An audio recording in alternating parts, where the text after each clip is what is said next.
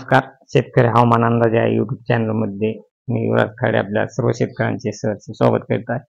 तर शेतकरी मित्र, बंगालचा उपसागर या ठिकाणी पावसाळी वातावरण तयार आहे, परंतु त्याचा प्रभाव महाराष्ट्रात काय पडणार आहे का? तसेच 18 19 तारखेला महाराष्ट्राचा किती प्रभाव पडणार? तरी शेतकरी मित्र, येणाऱ्या 18 आणि 19 तारखेला महाराष्ट्रात एक कमी दाब तयार होत आहे आणि त्याचा प्रभाव हा महाराष्ट्रात कितपत पडणार आहे? कारण बंगालच्या उपसागरामध्ये आणि अरबी समुद्रात देखील काही लो प्रेशर होण्याचे संकेत आहेत, परंतु 18 आणि 19 या तारखांना महाराष्ट्रात नागपूर या ठिकाणी एक लो प्रेशरचा दाब तयार होत आहे आणि त्याचा प्रभाव महाराष्ट्रात पाऊस पडण्यास काही कारणीभूत होतो का, हे आपणास पाहणे खूप जरुरी आहे. कारण 18-19 जे लो प्रेशर तयार होत आहे त्याचा प्रभाव हा काही जिल्ह्यांमध्ये होण्याचा अंदाज आहे.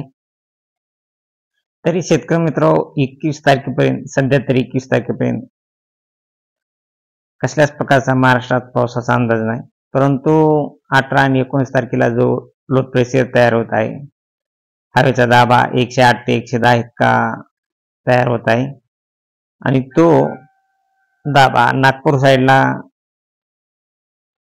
नागपूर या भागामध्ये तसेच राजस्थान या भागामध्ये होत आहे आणि त्याचा प्रभाव हा महाराष्ट्रात बिलकुल जाणवणार नाही. वातावरण ही पूर्णतः फेब्रुवारी महिन्यात पूर्णतः कोरडं राहण्याचा अंदाज आहे, कसल्याच प्रकारे पावसाचा अंदाज नाही. तरी शेतकरी मित्र, आपण फक्त वाऱ्याचे टेम्परेचर, वाऱ्याचे वेग हा वाढणार आहे, परंतु सध्या उन्हाळ्याची चाहूल लागली आहे, त्यामुळे टेम्परेचर मध्ये ही वाढ होत राहणार आहे. तरी शेतकरी मित्र, ह्या फेब्रुवारी महिन्यात सकाळचे 3 वाजल्यापासून 6 वाजेपर्यंत टेम्परेचर 18 अंश सेल्सिअस राहणार आहे, म्हणजे सकाळी थंडीचे प्रमाण हे राहणार आहे साधारण, परंतु दुपारी उन्हाचा चटका देखील जाणवणार आहे शेतकरी मित्र.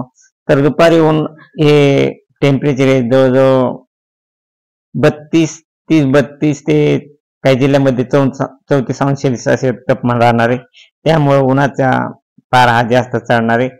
सध्या हा फेब्रुवारी महिन्यात टेम्परेचर हे 32 ते 34 अंश असे राहणार आहे, परंतु सकाळची थंडी ही जाणवणार आहे. कारण सध्या सकाळी 4च्या टायमाला 3 ते 4च्या टायमाला 18 ते 20 अंश सेल्सिअस सकाळचे तापमान राहणार आहे, त्यामुळे थंडी ही सकाळी जाणवणार आहे, पण दुपारी उन्हाचा झटका हा जास्त जाणवणार आहे. परंतु सध्या पावसाचे वातावरण कसलेच नाही, वातावरण हा पूर्णतः कोरडे आहे. तरी शेतकरी मित्र, अशी ताजी अपडेट पाहण्यासाठी आपल्या चॅनलला सबस्क्राईब, लाईक करा. जय हिंद, जय महाराष्ट्र, जय जवान, जय किसान.